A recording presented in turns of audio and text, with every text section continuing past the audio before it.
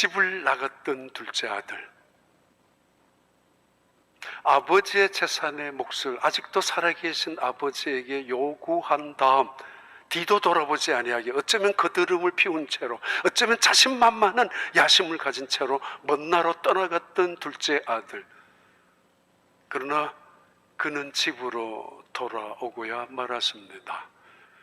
고집스럽게 끝까지 파멸의 길을, 자기 체면 때문에 자기 연민에 빠져서 대체 우리 옆에서 죽어갈 것을 선택할 것인가, 아니면 창피하지만은 온갖 수모를 무릅써야 하지만은 당연하죠, 죄를 졌으면 집으로 돌아가야 할지, 그는 일어나서 집으로 돌아갔습니다. 이것을 회개라고 합니다. 간단한 자기 후회나 반성이 아니라 등을 돌려서 세상에서 어쩌면 배신자라고 말 들을지언정 하나님을 향하여 다시 돌아가는 그 사람, 돌아온 그 아들을 품어주는 아버지의 사랑, 기쁨, 감격, 그것이 잔치로 이루어집니다. 아버지의 그 잔치 속에서 사실은 염치도 없이, 염치불구하고 잔치자리에서 가만히 있는 둘째 아들. 아무튼 그 광경으로, 그 비유의 이야기로 이 사건, 이 이야기는 끝이 나야 합니다.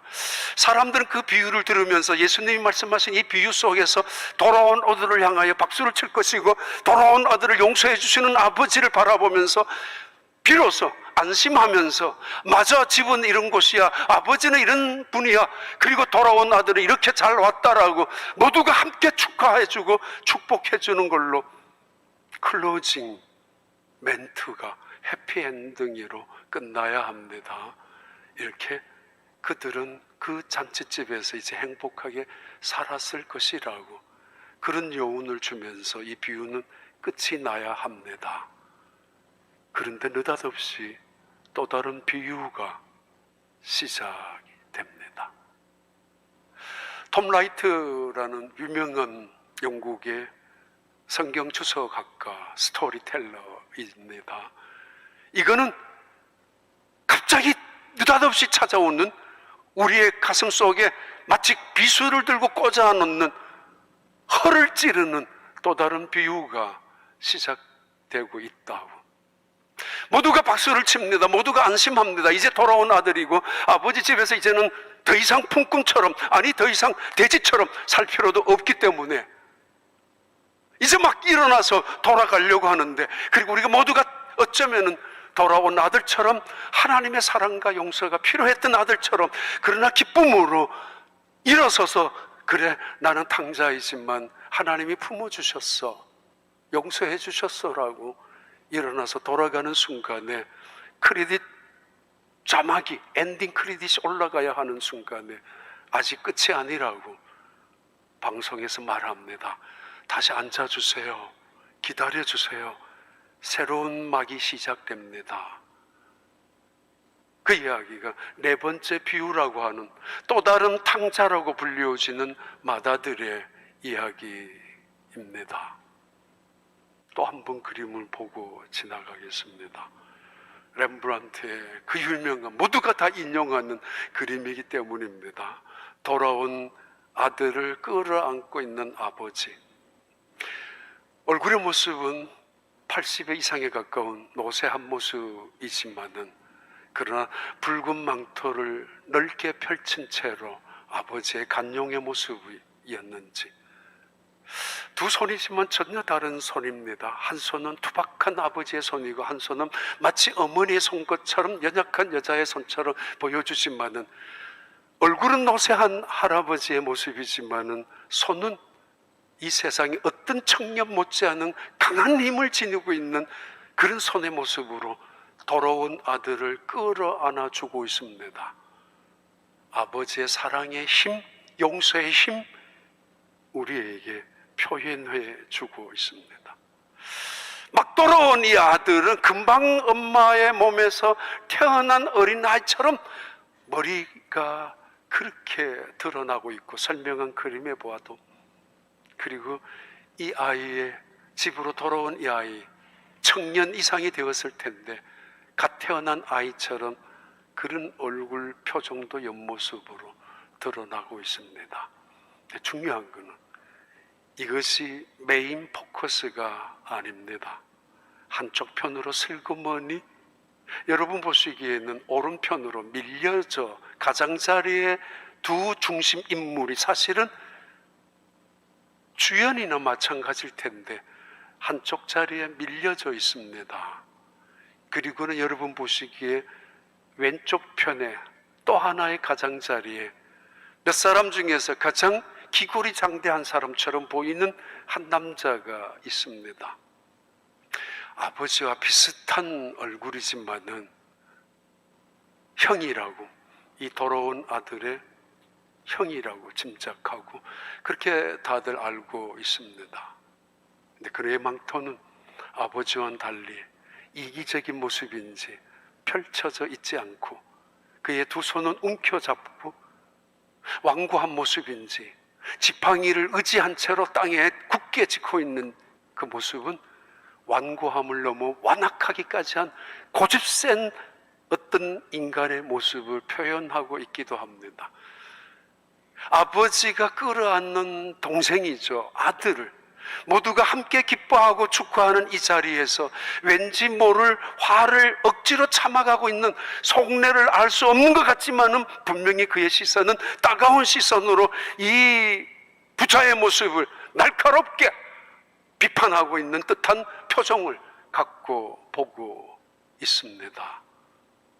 그리고 양쪽에 이쪽의 아버지의 모습 속에는 하나님의 거룩한 빛이 임재하지만은 그러나 큰 형의 모습에는 어두움이 짙게 내려지기 시작하고 있었던 빛마저도 사라지고 있는 그 빛을 원래 잘 사용하는 이 화가였지만 이것만큼 더 아름다울 수가 없습니다. 이 두 사람의 자리는 간격이 있습니다. 어쩌면 팽팽한 긴장이 흐르고 있습니다. 어쩌면 타협할 수 없는, 공감할 수 없는, 어떻게 저런 아들, 저런 사람을 용서해 줄 수 있을까라는 그 오만함이나 또는 정의로움까지 있는 이 사람의 비판 섞인 이 자세와 아버지, 이 더러운 아들, 추락할 때까지 추락해버린 밑바닥에 인생을 살다가 온 아들을 끌어안는 아버지의 이 모습과는 도저히 용납될 수 없는, 거리가 좁혀질 수 없는 중간에 간격이 있습니다. 왜 이런 문제가 생겼는가? 그 유명한 누가복음 15장의 이 비유는 다시 네 번째 비유로 이 완고하게 서 있는 이 형의 모습으로 새로운 이야기가 전개되고 있습니다. 모두가 이제는 끝이라고 일어섰습니다. 안심하고. 그러나 예수님께서 다시 시작하는 이 또 다른 비유 속에서 그들은 불편합니다. 그리고 불쾌합니다. 뭐야? 누구야? 지금 누구 들으라고 하는 이야기를 하고 있느냐고.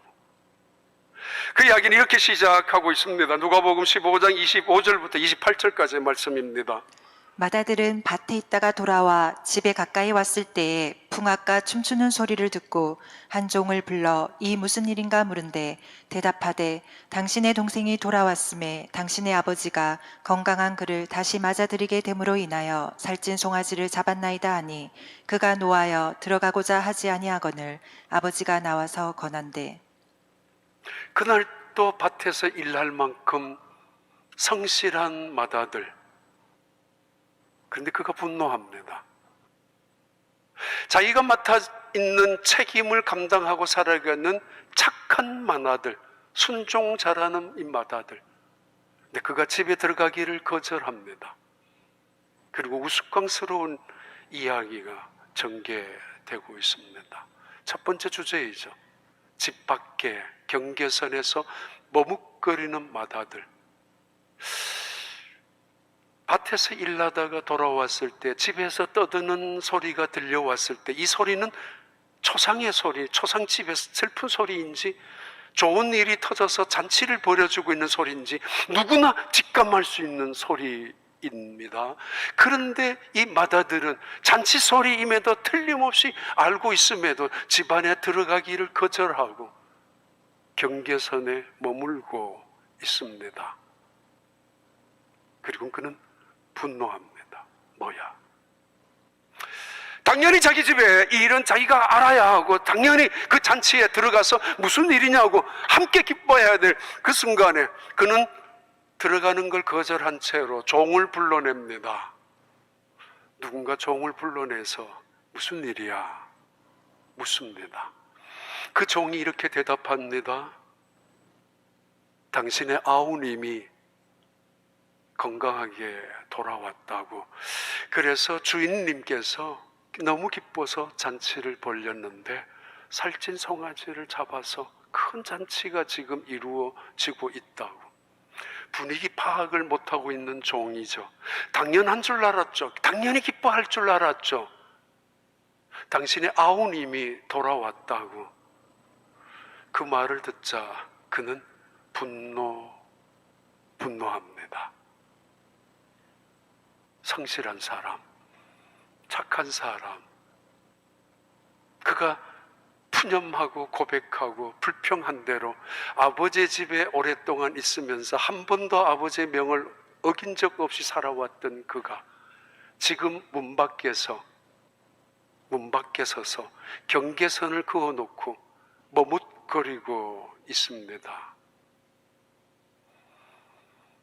언제부턴지 우리 이민자들은 한국에 거소증, 거주증 관심이 많습니다.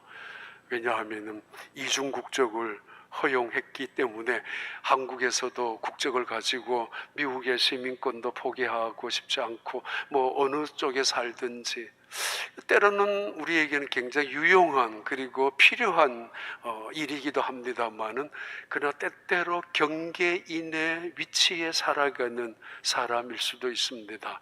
이것도 좋고 저것도 좋고 이것도 필요하고 저것도 필요하고 때로는 이것의 눈치도 보기도 하고 저것의 눈치를 보기도 하고 때로는 여기에 비유도 맞춰야 되고 저기도 비유를 맞추기도 하는 북한을 좋아했던 어떤 유명한 사람은 자신은 경계인이라고 자기를 이야기한 적이 있습니다.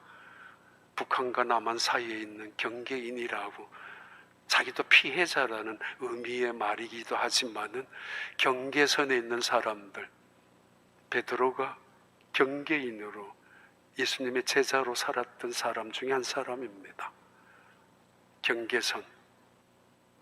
예수님이 많은 사람들에게 인정받고 인기 있고 대단한 영광을 받았을 때는 자기 자신도 그 자리 옆으로 뛰쳐나가서 나는 예수님의 으뜸대자고 수제자라고 소리쳤지만은 어려운 일만 생기면 금방 숨어버리는 그런 숨을 수 있는 용이한 자리 그 선이 경계선이었습니다. 예수님이 마지막 체포를 당하셔서 신문을 당하셨을 때 베드로는 적당한 거리, 디스턴스를 킵하면서 때로는 그것이 품위 유지선, 때로는 그 선이 안전선이라고 우기면서 따라갔습니다. 그러나 여차하면은 예수님이 좋은 일이 생기면은 쫓아갈 것이고 준비할 수 있는 적당한 간격 거리이며 그래 여차하면은 나는 그분 모른다라고 도망갈 수 있는 피신할 수 있는 유용한 자리 세상은 그것을 경계선이라고 부르고 세상은 그것을 이성적이요 합리적이라고 부릅니다. 그 선을 뛰쳐나가면 광신이라고 부르고 그 선을 깨트리면 미신적인 행위라고 우기기도 하는 것입니다. 맏아들 아니 자기 집에 자기가 당연히 들어가야 하는데 집 문 밖에서 그것도 종을 불러서 무슨 일이야 아니 아우님이 돌아왔다고 당연히 뛰쳐 들어가야 되는데 그는 분노합니다. The older brother became angry and refused to go in. 안으로 들어가는 것을 거절합니다. 그가 화가 났다는 표현, 그 표현은 우리가 잘 아는 대로 몹시 분노했다라는 그런 의미입니다. 왜 그랬어요? 아버지 아들, 아니 그 동생이 돌아왔는데 그가 왜 이렇게 머뭇거리고 집으로 들어가지 못하는 이유가 무엇입니까? 집안에 들어가는 사람은 죄인이었습니다. 죄인이라고 고백했던 할 줄 아는 사람입니다. 집안으로 들어가는 사람은 아버지의 마음을 아프게 했고, 그리고 먼 나라에 가서 아버지 없는 동네에 가가지고 살았던 비참함을 경험했었던 사람, 그는 집으로 들어갑니다. 비록 내가 죄를 지었다고 고백하고, 비록 내가 품꾼의 하나로 써달라고 고백할지언정 그 정도는 각오하고 그 정도는 감수해야 된다고, 회개가 그냥 단순한 건 아니지 않습니까? 너희들은 그래 뭘 잘했다고 나한테 침을 뱉어. 그게 무슨 회개예요? 그래 맞아, 나는 죽어도 돼. 그 사람들이 가는 곳이 집입니다. 그들은 집으로 갑니다.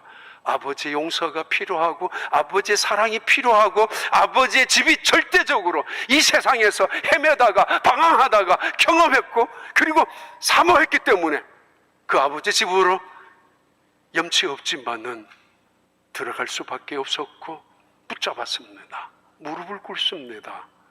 그런데 그는 마다 늘은 집을 들어가기를 거절합니다. 왜요?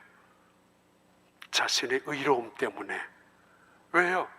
성실하게 살아왔다는 그 이유 때문에, 나름대로 열심으로 책임있게 살아왔다라는 그 의무감으로 살아왔지만은 그 일 때문에 그것이 업적이 되고 그것이 공로가 되고 그것이 자신이 갖고 있는 의가 되기 때문에 난 집으로 들어가지 않겠다고, 나 아버지 사랑이나 용서 따위 필요 없다라고. 이 얼마나 불행한 불쌍한 사람의 모습 아니겠습니까? 이 비유를 듣고 있는 서기관과 바리새인들, 허를 찔리는 느낌이며 가슴 속에 비수가 꽂히는 듯한 비유의 시작입니다. 누구야? 마다들은 누구란 말이야? 예수님이 하나님의 선지자로 이 세상에 오셨고, 예수님이 하나님의 아들로 설마 자기들 생각에는 그 많은 능력을 행하셨다면 지금 이 비유를 누구를 가리켜서 하고 있단 말인가? 지금까지 서기관과 바리새인들, 그 종교인들을 향하여 거침없이 그리고 공격적으로 그들의 거짓 믿음을 파헤쳤던 예수님이 역시 오늘 또 우리 보고 하는 이야기가 아니야? 괴로울 정도로 비유는 그들을 향하여 예수님 말씀하고 있습니다. 여호수아서 24장 22절 봐요. 24절까지. 여호수아가 백성에게 이르되 너희가 여호와를 택하고 그를 섬기리라 하였으니 스스로 증인이 되었느니라 하니 그들이 이르되 우리가 증인이 되었나이다 하더라. 여호수아가 이르되 그러면 이제 너희 중에 있는 이방 신들을 치워버리고 너희의 마음을 이스라엘의 하나님 여호와께로 향하라 하니 백성이 여호수아에게 말하되 우리 하나님 여호와를 우리가 섬기고 그의 목소리를 우리가 청종하리이다 하는지라. 여호수아가 이스라엘 백성들에게 던져주었던 말씀입니다. 너희들 가나안 땅에 들어가서 그들이 섬기는 우상을 택할는지 우리를 이끌어주신 하나님만을 섬길는지 더 이상 머뭇거리지 말고 그 경계선에서 어느 한쪽을 택하라고. 우리는 세상을 재주 있다고 할지라도 양쪽 다리를 걸쳐서 살아갈 만한 능력은 없는 존재들입니다. 한편을 택해야 한다는 이야기는 다른 모든 것을 포기한다는 것을 말합니다. 내가 집으로 들어갔다는 이야기는 아버지 집 외에는 이 세상 모든 것을 포기한다는 것이죠. 그렇다고 이 세상이 없어지는 건 아니지만 우선순위를 바로 하라는 이야기죠. 먼저 그의 나라와 그의 의를 구하라는 이야기죠. 우선순위가 분명할 때 그 외에 세상 살아가는 문제는 하나하나 해결될 것이고 닫혔던 문들은 하나씩 열리게 될 것이며 멀어졌던 사람들까지, 멀어져서는 안 되는 사람까지 돌아오게 되는 것을 의미합니다. 근데 우리는 양쪽 다 만족시키려고 경계선에, 좋게 말하면 양쪽 다 붙잡고 살고 싶은 거지만은 여차하면 도망가고 싶은 요나의 마음속에 품고 있는 히든카드처럼 그렇게 살아갈 때가 있습니다. 경계선에서 말이야. 어쩔 수 없지 않느냐라고. 집안에 왜 들어가지 못합니까? 자기 집인데 얼마나 불쌍한 사람 아닙니까? 얼마나 불행하게 인생을 살아온 거 아닙니까? 언제나 이방인처럼 살아가는, 낯선 사람처럼 살아가는 사람들. 요즘 한국에서 얼마 전부터 많이 나오는 단어가 있지 않습니까? 인싸, 아싸, 인싸라는 단어는 잘 아는 대로 인사이더, 어떤 모임이나 공동체 안에 적극적으로 참여하거나 그 있는 공동체원들과 함께 참여하는 것을 기쁨으로 능동적으로 아는 사람, 그것을 즐거워하는 사람을 인싸라고 줄여서 부르는가 봐요. 인싸. 어디 가도 인싸가 되는 사람들 행복하죠. 소속감을 가지고 적극적으로 살아가니까. 그러나 아싸는 조금은 부정적인 의미가 있죠. 얼마 전에 조모 크리스찬에 대한 이야기이기도 했었지만은 스스로가 joy of missing out이라고 스스로 잊혀지는 것을 기쁨으로 여기는 존재도 있지만은 부정적인 의미의 아싸는 아웃사이드를 말합니다. 아웃사이드. 외톨이가 되고 그리고 고독하고 사람들에게 따돌림을 당하고 살아가는 사람들, 아싸라고 부른다고 그러죠. 근데 그 중간에 또 하나 나타났습니다. 그럴싸. 이것도 보고 저것도 보고 그렇게 그럴싸하게, 여기도 눈치 보고 저기도 눈치 보고, 이것도 비유 맞추고 저것도 비유 맞추고, 이것도 놓치기 쉽고 저것도 놓치기 쉬운 인생들. 그러다가 망하지 않습니까? 보험처럼 이 사람 저 사람이 보험 드는 것처럼 권력의 줄을 붙잡고 있었던 사람들 다 망하는 법이죠. 하나님 믿는 건 보험 드는 게 아닙니다. 하나밖에 없는 그 신이기 때문에 목숨을 던지는 거죠. 맡기는 거죠. 그럴싸 다음에 얼마 전에 나왔던가 봐요. 마싸. 다른 사람들도 그래요. 마싸가 뭐냐 하면은 분위기를 갑자기 깨는 사람, 공동체 분위기를 갑자기 막아 끼는 사람, 찬물을 끼얹는 사람, 분위기를 얼어붙게 만드는 사람, 마싸. 그 이야기를 들으면서 이거 내 아닌가? 그런 생각이 들었는데, 원래 이 마싸의 뜻은 my side. SNS 이것저것 유행 따라서 자랑하고 부러워하고 시기하고 그런 거 없고, 때로는 떨어졌다고 낭망하고 절망하는 것이 아니라 my side. 나는 내 트렌드를 가지고 내 방법을 가지고, 그런 노래도 있다고 그러죠. 내 방법, 내 취향대로 살면서 살겠다고 마싸라고 그랬는데요. 고집스럽게 내 인생은 내가 즐기고 산다고. 고독이, 외로운 것이 너무 마음에 고통스러운 것이라면은 소통하는 것도 더 고통스럽고 더 힘겹다라고. 그래서 나는 마싸로 살겠다고. 그런 세상의 트렌드입니다만은 제가 만들었습니다. 주싸, 로드스 사이드, 주님의 편, 주님의 사이드. 언제까지 눈치 보고 언제까지 내 편, 네 편 갈라가며 싸울 거가 있습니까? 아니, 언제까지 나는 인싸야, 나는 아싸야, 그래서 어쩌라고요? 주님 편에 붙잡혀 있는 사람들, 그들을 경계인이라고 하지 않습니다. 하나님의 사람들이라고 부릅니다. 그리고 그들은 하나님이 책임져 주시고 인도하시고 지켜주시고 언제나 보호해 주시며 어느 순간은 하나님의 선하신 뜻을 이루어가는 영광스러운 의의 나무로 세워주시는 것이 주사에 있는 사람들에게 나타나는 특별한 은혜와 축복입니다.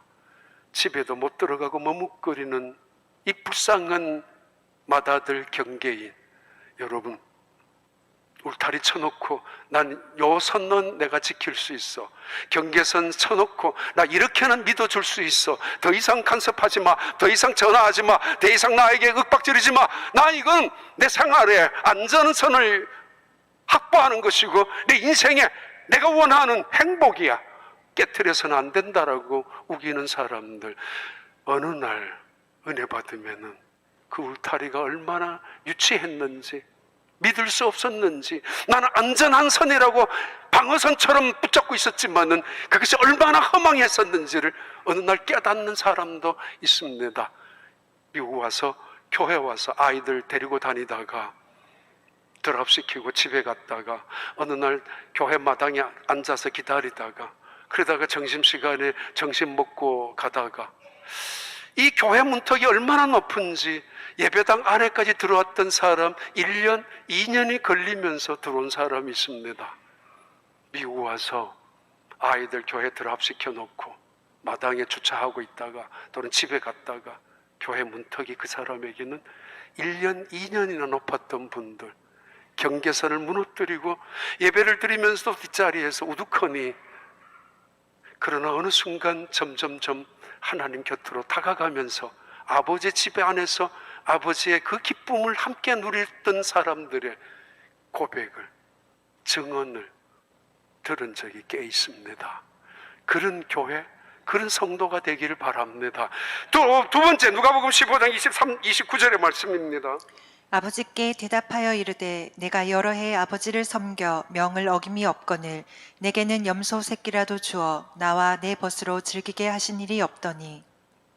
이 마다들은 집 밖에서도 경계인처럼 살아왔지만 집 안에서도 그는 종처럼 살았습니다. 그가 스스로 고백했지 않습니까? I have been slaving for you. 나는 여기에서 노예처럼 일했다고, 종처럼 일했다고. 누가 종처럼 일하라고 그랬어요? 아버지는 그 맏아들을 아들처럼 여겨주었지만은 이 아들은 아버지를 주인처럼 여기고 있었단 말이에요. 아들로서 일하는 것과 노예처럼 일하는 것과는 다릅니다. 이 아들은 노예처럼 일했다는 것이죠. 내가 아버지의 명을 어긴 적이 있습니까? I never didn't obey you. 난 한 번도 당신의 명령을 어긴 적도 없습니다. 그런데 나에게는 염소 새끼 한 마리도 준 적이 없었거늘 왠지 살찐 송아지가 마음에 남아있고 왠지 살찐 송아지에 대한 그 마음의 박탈감이 있었던가 봅니다. 내게는 염소 새끼 한 마리도 준 적이 없으면서 이게 무슨 일이냐라고.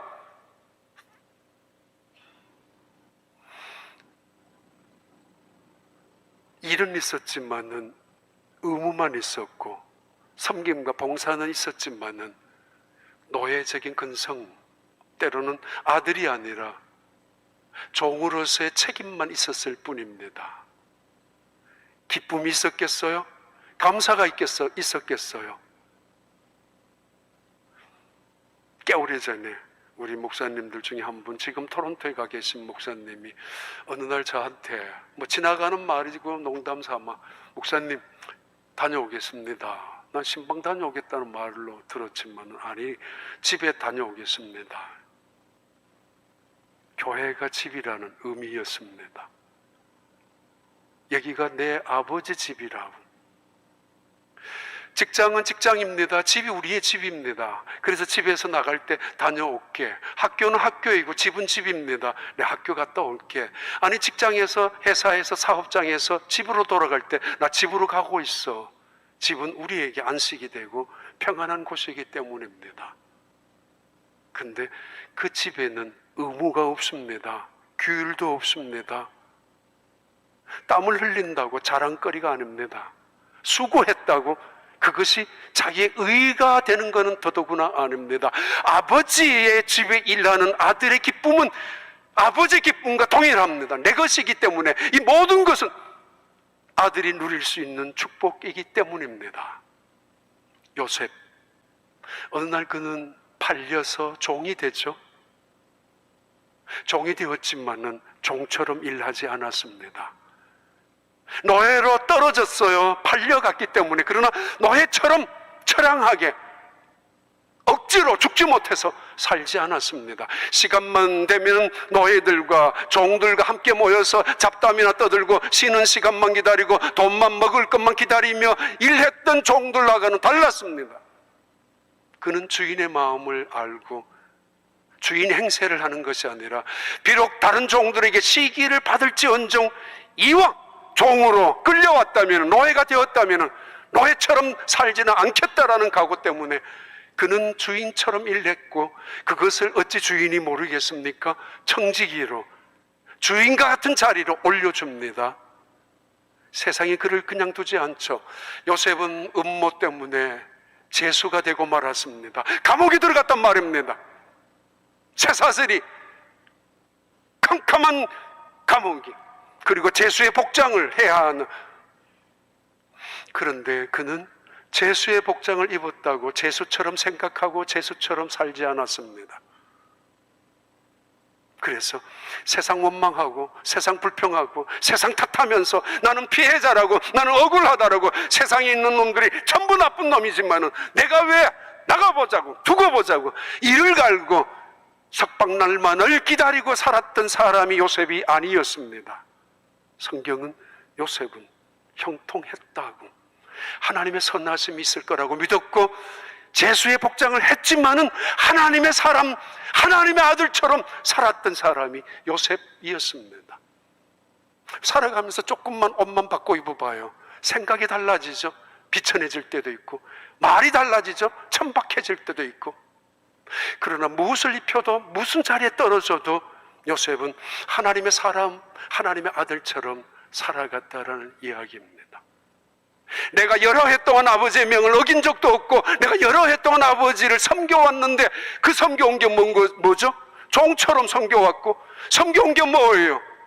아들이 아니었어요. 주인을 섬겨온 노예처럼 섬겨왔다라고요. 그래서 그 일이 얼마나 효과가 있었고 그 일의 능률이 언제나 있었겠어요? 그래서 그는 분노합니다. 그래서 집안에 들어가기를 거부했습니다.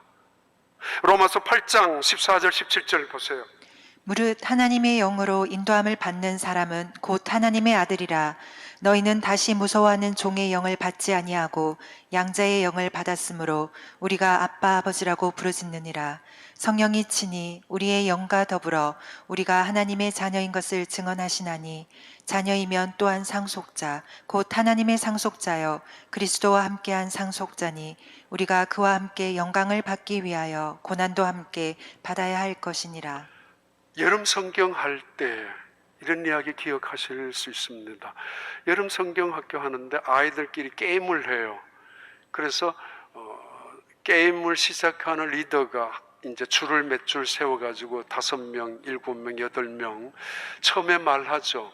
우리 교회는 참 좋은 교회야. 이렇게 시작하면은 귓속말로 전달해서 마지막 5번째, 마지막 7번째 그 말이 어떻게 전달되었는지, 그래서 그 말이 어떻게 변질되고 왜곡되고 전혀 다른 뜻으로 전달되었는지 하는 그런 즐거운 게임이 있는데, 한 아이가 다른 아이들이 그 옆에 서기를 싫어했습니다.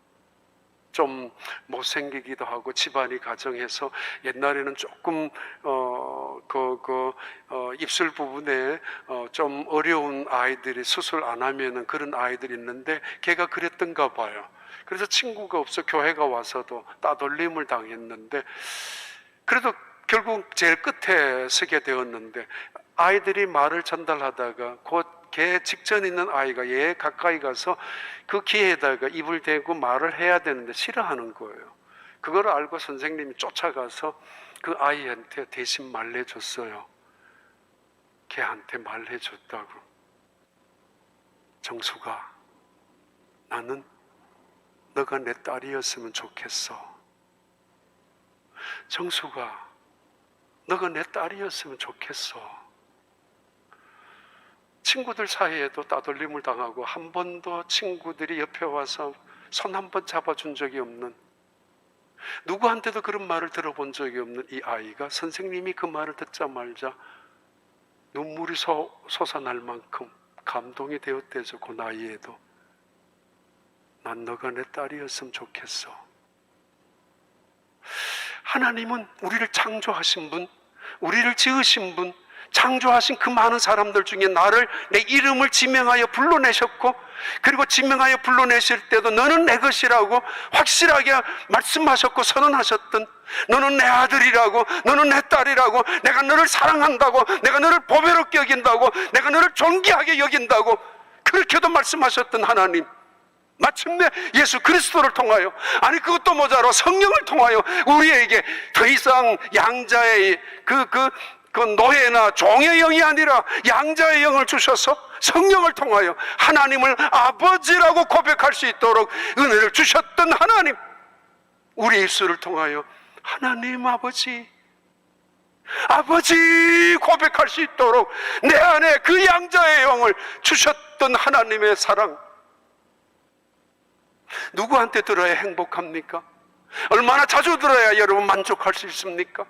얼마나 괜찮은 세상에서 그런 인간에게 들어야 아내의 가치가 존중을 받을 수 있겠습니까? 만군의 여호와, 전능하신 하나님, 창조주 하나님이 말씀하십니다. 넌 내 아들이라고. 집안에서 탕자처럼 있었던 맏아들, 아니 노예처럼 종처럼 살았던 맏아들, 더 나아가서 그는 집안에서 이렇게 행동합니다. 누가복음 15장 30절입니다. 아버지의 살림을 장녀들과 함께 삼켜버린 이 아들이 돌아오매 이를 위하여 살찐 송아지를 잡으셨나이다. 예, 이 집안에서 이 맏아들은 이방인이 되고 말았습니다. 스스로 넌 이방인이야, 내 아들 아니야 라고 말한 적도 없고 그렇게 살으라고 들은 것도 없습니다. 그런데 그는 스스로 이방인처럼 행동했고 이방인처럼 살아간 사람입니다.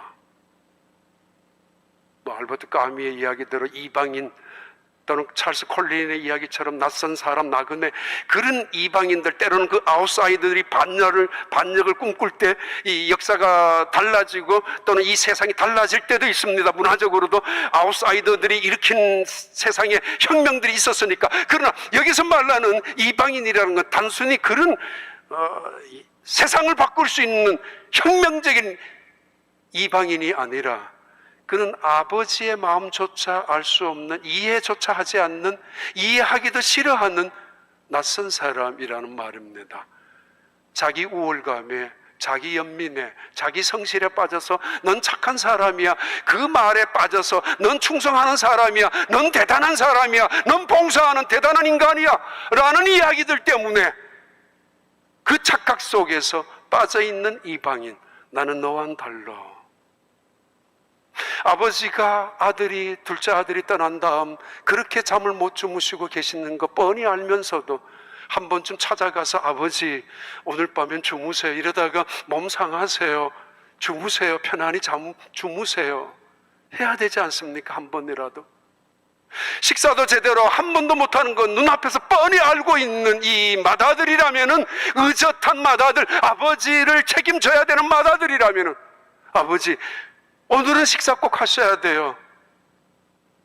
그놈은 어딜 가도 밥 잘 먹고 있을 거예요. 그놈은 똑똑하지 않습니까? 어디를 내놓아도 돈 그만큼 갖고 갔으니까 틀림없이 성공할 거예요. 그냥 믿고 식사하세요. 돌아올 때 되면 어린이 돌아오겠습니까? 한마디쯤 해야 되지 않습니까?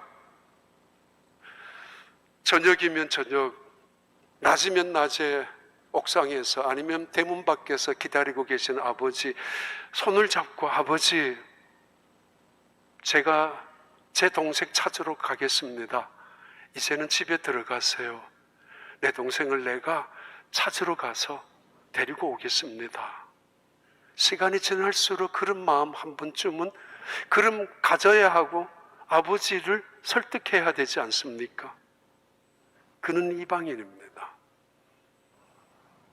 아버지 아들이지만은 아버지의 재산을 탐욕스럽게 갖고 나간 둘째 아들보다가 아버지를 더 존중히 여기지 않는 맏아들의 모습입니다. 손님 앞에서도 노골적으로 종들 앞에서도 아주 강경하게 표현하고 있습니다. 당신의 아들이 당신의 재산을 창기와 더불어서, 당신의 그 살림을 창기와 더불어서 다 낭비하고 돌아온 이 사람에게는 어찌하여 잔치를 벌여줍니까? 송아지를 잡아준단 말입니까? 못내 그 살찐 송아지가 남아있어요. 사람들이 이야기했겠죠. 저 살찐 송아지는 당신 것이야, 당신 몫이야, 저 자리는 틀림없이 당신이 해야 돼, 당신이 앉아야 될 자리야. 맞아. 이 살찐 송아지는 당신 결혼할 때 그때 죽일 수도 있겠구나. 그래서 주인이 준비해 둔 거나 마찬가지야. 그 말하는 사람들의 문제죠. 문제를 만드는. 아무튼 살찐 송아지 내 앞에도 한 번도 잡아준 적이 없었는데, 이 당신의 아들 창기와 더불어서 살림을 망해 말아먹은 그대로입니다. 당신의 생명을 갉아먹은 당신의 아들을 위해서 잔치를 벌여주고 있다고요? 그럼 나는 뭐죠? 지금까지 수고한 나의 의로움과 나의 충성스러움과 헌신은, 내 수고는 뭐냐 말이에요? 아니, 당신은 나를 존중히 여기지 않는다고?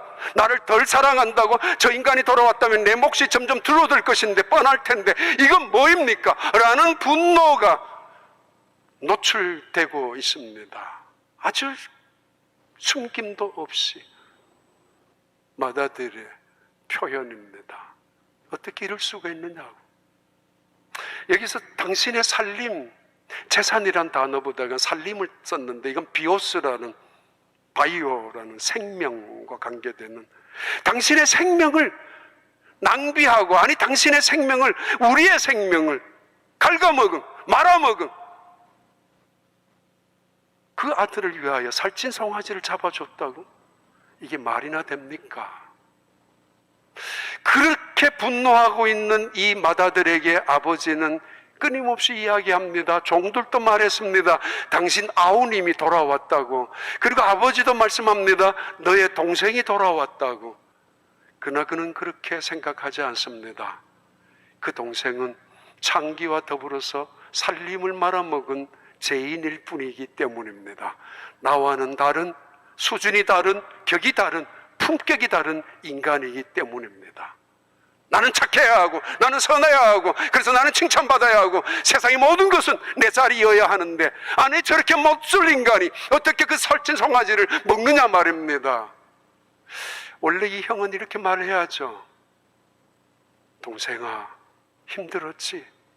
이게 뭐야, 이게 뭐야, 빨리 가서 씻어야지.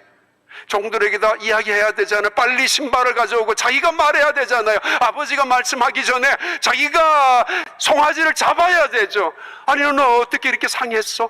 약은 먹었어? 아니 얼마나 이거 힘들었니? 치료부터 하자라고. 그리고 미안하다, 내가 너를 못 찾으러 가서 미안하다, 내 동생아 미안하다. 그래야 되지 않습니까? 무슨 시기의 대상으로, 경쟁의 대상으로 내 몫을 다시 가로채는 그런 인간으로, 아니 내 집에는 들어와서는 안 될 더러운 인간으로 혐오를 하고 있느냐 말입니다. 분도하고 있냐 말입니다. 살아가면서 우리는 집에 가더라도 이방인처럼, 나그네처럼, 하숙생처럼 살아갈 때도 있습니다. 그러나 어떤 사람은 남의 집에 가서도 하루를 머물더라도 마치 내가 여기 있어야 될 것처럼 자기 집처럼 여기는 사람들도 있습니다. 이방인입니까? 아니면 하나님의 사람으로 살아가고 있습니까? 인싸, 아싸, 그리고 그럴싸, 맞싸, 아니 주싸라는 거. 여기서 마지막 아버지의 말씀을 들어봐요. 누가복음 15장 28절의 말씀입니다. 그가 노하여 들어가고자 하지 아니하거늘 아버지가 나와서 권한대. 그리고 31절 32절. 아버지가 이르되 예 너는 항상 나와 함께 있으니 내 것이 다 내 것이로되 이 내 동생은 죽었다가 살아났으며 내가 잃었다가 얻었기로 우리가 즐거워하고 기뻐하는 것이 마땅하다 하니라. 종이 들어갔습니다. 그리고 주인에게 말합니다. 주인님, 당신의 맏아들이 지금 문 밖에서 기다리고 있습니다. 아니 화가 나 있는 것 같습니다. 몹시 언짢아 합니다. 왜? 아니 그놈이 왜? 들어오라고 해라고. 아니 화가 나 있는 것 같습니다. 아 그놈? 내 그럴 줄 알았어. 내가 몇 년 동안 지켜봤는데 그러고도 남을 놈이야. 그러지 않고 그는 나갑니다. 급한 마음으로 발걸음을 재촉하는 단어이죠. 나갔다고. 그리고 건합니다. 그 유명한 파라칼레오라는 건합니다. 초청하다, 초대하다, 그리고 내 옆에 불러서 세우다. 보혜사 성령의 이름을 파라클레토스라고 했는데 이 단어와 이 단어는 매우 비슷한 뿌리를 갖고 있습니다. 아버지가 나와서 지금 분노하고 있는, 아버지가 잔치를 벌이고 있는 자리에 거절하고 오히려 그 잔치에 죄를 뿌리고 있는 맏아들에게 나와서, 급히 나와서, 그리고 그 아들을 건면합니다. 파라칼레오, 초청합니다. 간절함으로. 이 맏아들도 둘째 아들도 똑같이 아버지에게는 사랑하는 아들입니다. 누구를 더 사랑하느냐 덜 사랑하느냐의 문제가 아닙니다. 아버지는 내가 너를 더 사랑한다고, 그 말도 아니라 나도 너를 사랑하고 있다고, 어이 들어가자고 권하며, 그 앞에서 화를 내고 있는 너 이러면은 내가 꼴이 뭐가 되느냐고, 우리 집안 잔치가 어떻게 되느냐고, 너 동생이 어떻게 다시 뛰쳐나가지 않겠느냐라고 하나하나 조목조목 따지면서 질책하고, 너가 지금까지 내 집에서 일했다고 내가 다 모를 줄 알아? 뭐 너가 내 명령을 어긴 적이 없다라고 내가 다 모를 줄 아느냐고, 다 보고 있고 다 알고 있어. 너 마음에 있었니? 내가 모를 것 같아. 그렇게 말씀하지 아니하셨습니다. 그리고 이렇게 말씀합니다. 야, 얘야. 가장 사랑스러운 아버지의 표현이죠. 이미 성인이 된 자기 아들 맏아들을 보면서 테크놈이라는 아주 가장 사랑스러운 애정을 담아서, 테크놈, 마이 테크놈, 마이 선, 내 아들아, 너는 내가 갖고 있는 거 살찐 송아지가 문제 아니야. 내가 갖고 있는 모든 거 다 네 거 아니냐? Everything what I have is yours. 내가 갖고 있는 이 모든 건 다 너 거야. 뭐 이제서야 마음이 놓이는지 알 수 없지만은 아버지는 그 맏아들에게 분명한 말씀을 합니다. 그리고 집에 들어온 자가 가지는 누려야 되는 특권과 축복과 은혜를 말합니다. 하나님을 아버지라고 섬기고 믿는 믿음의 세계는 하나님의 주권 속에 하나님의 풍요함과 그 하나님의 부유함과 하나님의 능력과 전능과 지혜와 영광을 모두가 공유하는 게 하나님을 아버지라고 부르는 자녀들이 가지고 있는 특권 아닙니까? 그게 믿음의 세계이거든요. 아버지가 갖고 있는 모든 것 아들과 공유하는 것입니다. 아들의 특권이기도 하기 때문입니다. 이게 다 네 것이라고. It's yours. 그러면서 잊지 마십시오. 저 브라더도 yours. 너의 브라더가 아니냐? 너의 동생이라고. 끊임없이 아버지는 그의 동생을 깨우쳐주고 있습니다. 그리고 이 동생은, 너의 동생은 죽었다가 살아난 자야. 죽었다가 살아난 자이며 내가 잃었다가 다시 찾은 자라고 마땅히 기뻐하는 것이 마땅하지 않느냐라고, 그 말씀으로 이 맏아들에게, 분노를 폭발을 시키고 있는 맏아들에게, 몹시 화가 나서 팔짱을 낀 채 그 잔치를 죄를 뿌리고 있는 맏아들에게 어떻게 이럴 수가 있느냐? 내 의가 무시당한 채로, 내 공로가 다 업신여기 당한 채로, 나는 뭐가 된 채로, 그가 우리 집안을 위하여 일으킨 게 뭐가 있으며 우리 교회를 위하여 섬겼던 게 없이 뭐가 있는데 그 사람에게 뭘 이런 일을 맡기느냐라고 할 수도 있는 그 세상 속에 예수님은 비유를 마치셨습니다. 그러면서 이 이야기는 엔딩으로 끝나게 됩니다. 오픈 엔딩으로. 아버지의 설득 속에서 아들이 깨달아서, 아버지, 네, 잘못했어요. 그런 줄 몰랐습니다. 함께 잔치로 들어갔었는지, 집으로, 안으로. 아니면은 여전히 나하고는 안 맞아. 저 집안은 내하고는 틀렸어. 뛰쳐 나가든지, 둘 중에 하나의 몫은 듣는 사람들에게 2000년이 지난 지금도 예수님 우리에게 선택하도록 오픈하고 있는 엔딩입니다. 집을 나갔던 둘째 아들, 대지 우리 열매조차도 먹지 못하는 비참한 상황 속에서 고집 부리고 체면 생각하고 스스로 파멸의 자리에서 죽음을 기다린 인생 속에서 그는 일어섰죠. 아버지 집으로. 염치 없습니다. 뻔뻔스럽기도 합니다. 그러나 내가 죄인이란 사실을 인정하고 아버지 집에 감히 아들로서가 아니라 종의 하나로, 품꾼의 하나로 돌아왔었던 그 아들 선택하라고. 그 아들은 돌아왔습니다. 집 밖에 또 다른 아들, 맏아들, 우리에게 선택하라고 마치 요구하듯이 이 비유는 끝내고 있습니다. 그 맏아들이 집으로 돌아왔는지 세상을 향하여 나갔는지 말입니다. 여러분, 맏아들의 불행스러운 마음, 분노했었던 마음 한편으로는 이해할 수 있습니다. 뭐야? 나는 뭐야?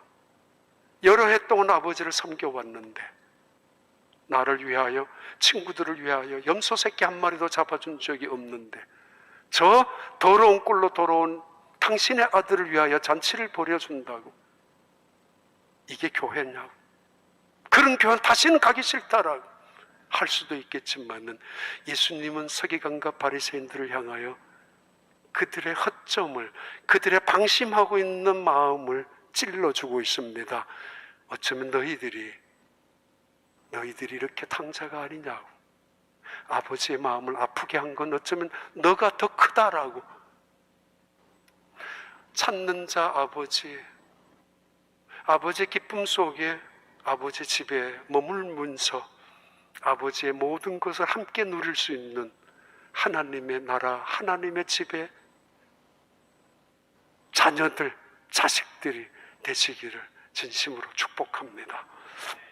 감사합니다. 하나님, 우리가 버려진 자식이었고 사생아였지만은 하나님의 자녀로 여겨주셔서 하나님을 아버지라고 고백할 수 있도록 은혜 주셨음을 감사합니다. 아버지 집에서 아버지의 부유함과 풍성함, 아버지의 건세와 능력, 아버지의 그 영광을 누리며 살 수 있는 저희들이 되게 하시고, 우리들에게 아들을 아끼지 아니하시고 내어주신 그 하나님께서 그 이상의 모든 것을 은사로 내어주시지 않겠느냐, 선물로 주시지 않겠느냐, 그 말씀 붙잡고 믿음으로 살아갈 수 있는 은혜의 하나님의 사람들 되게 하여 주옵소서. 예수님 이름으로 기도하옵나이다.